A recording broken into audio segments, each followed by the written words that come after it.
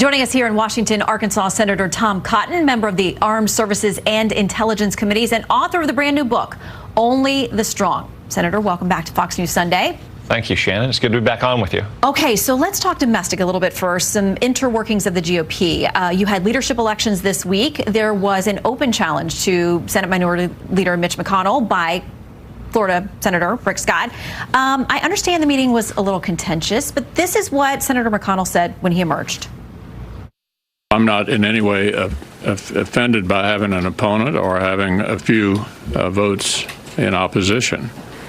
As everyone has said, we had a good opportunity to discuss the various differences. Good opportunity to discuss differences. I do understand from a couple folks who were in there, it was heated at times, that there are fractures within the party. How do you move forward, reassess what happened in 22 as you got to already look at 24? Well, Shannon, I saw some of those stories as well about the tense or angry tone of the meetings. I got to say, whoever were the sources for those stories have a very low threshold for tension and anger. I talked to a couple of them, and they said it was not kumbaya in there. I've seen much worse in my days in the Army. I thought it was a very frank discussion.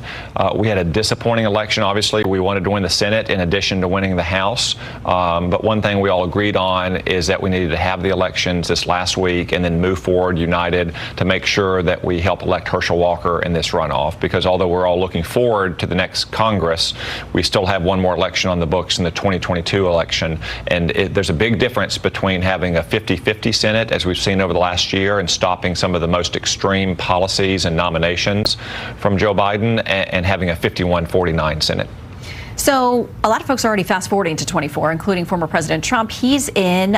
What do you make of his entry in? And by the way, back on Twitter, if he wants to go there, Elon says you're welcome back.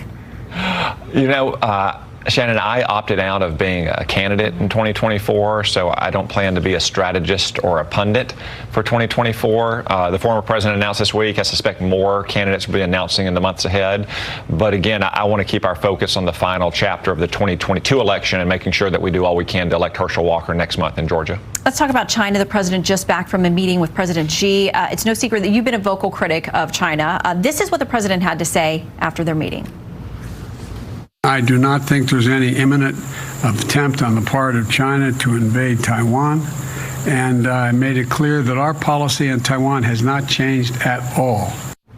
What do you make of that? Are you as convinced of what the president is that there's not an immediate threat regarding Taiwan? No, I'm not, Shannon. I'm concerned that as early as next year, Xi Jinping could decide to go for the jugular. This has been a very important year for him in China. He just secured an unprecedented third five-year term. He's made it clear that by the end of that five-year term in 2027, he wants to invade and annex Taiwan back to mainland China. I think he may see a window of opportunity to do so in the next couple years, in the same way that Vladimir Putin saw a window of opportunity to go for the jugular in Ukraine earlier this year. Even if President Biden believed that an invasion is not imminent, I would suggest that it's not helpful to say that publicly because it might invite more adventurism from Xi Jinping. What we should be doing instead is working with Taiwan, making sure they're armed up to prevent any such invasion. You're also worried about TikTok. You told people if you got the app, delete it. If you can, just get a whole new phone. You're worried about the collection of data. The FBI warning about that this week as well, Director Christopher Wray. But TikTok says this in a company statement: we store all TikTok U.S. user data in the United States with backup redundancy in Singapore. Our data centers are located entirely outside of China, and none of our data is subject to Chinese law. Number one, is that a lie? Are you calling them a liar?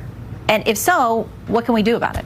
Yeah, those are false statements, Shannon. There have been reports indicating that that data is accessible in mainland China, that TikTok, a Chinese company, is subject to communist China's laws, and that TikTok is one of the most massive surveillance programs ever, especially on America's young people. That it's not just the content you upload to TikTok, but all the data on your phone and other apps, all your personal information, even facial imagery, even where your eyes are looking on your phone. That's why I've encouraged every American, if they're using TikTok, to delete it from their phone, and if they can, to get a new phone altogether. So another foreign policy hotspot, Saudi Arabia. This week, the Biden administration got involved in a federal lawsuit here in the States. They were asked to weigh in on whether or not they have a position on whether the Crown Prince has sovereign immunity. They did, through the State Department, say that there is sovereign immunity in this lawsuit regarding the death of U.S.-based journalist Jamal Khashoggi. Fred Ryan, publisher and CEO of The Washington Post, said this: President Biden is failing to uphold America's most cherished values. He's granting a license to kill to one of the world's most egregious human rights abusers. You know, President Biden had talked about making them pariahs when he was campaigning. Then July, the visit, the fist bump, all the things that have happened. Do you agree the president is betraying American values by weighing in to say sovereign immunity? Well, what the administration decided this week in granting sovereign immunity to Mohammed bin Salman is in keeping with the practice of custom of lawsuits involving foreign heads of state. It would have been a major break of those customs to not grant that kind of immunity. What I would say is that Saudi Arabia is far from the world's worst abuser of human rights. You look at what's been happening in Iran for the last 3 months, for instance, and the way they've massacred protesters in the streets, or what China does to harvest organs or to commit genocide against religious and ethnic minorities. Look, if we didn't have allies and partners who don't always share our political systems or our cultural and social sensibilities, we wouldn't have many allies and partners. Saudi Arabia has been an important partner of the United States for 80 years. Presidents of both parties have worked with them. Unfortunately, President Obama and President Biden have taken steps to try to ostracise and alienate this important partner. What we should do is work with them to protect our interests and the interest of our allies in the Middle East. But how do we rate these things? If you talk about China and Iran and other places, Saudi Arabia has got a lot of accusations regarding human rights abuses. This is, you know, a U.S.-based journalist. I mean, somebody who was, our intelligence agencies say, murdered by the Crown Prince, at least knowing about or being okay with the operation. We can't just toss that aside. Shannon, the way I look at it is what matters most about governments around the world is less whether they're democratic or non-democratic and more whether they're pro-American or anti-American. And the simple fact is Saudi Arabia has been an American partner going back 80 years. That doesn't mean that we overlook or excuse countries that are pro-American, and we can even help midwife or nurture them into democratic countries like Ronald Reagan succeeded in doing in South Korea and the Philippines. But to protect American interest, of course, we have to partner with countries that don't always share our political system and our cultural and social sensibilities. But the Biden administration didn't have to weigh in here. They chose to. They chose to take this step.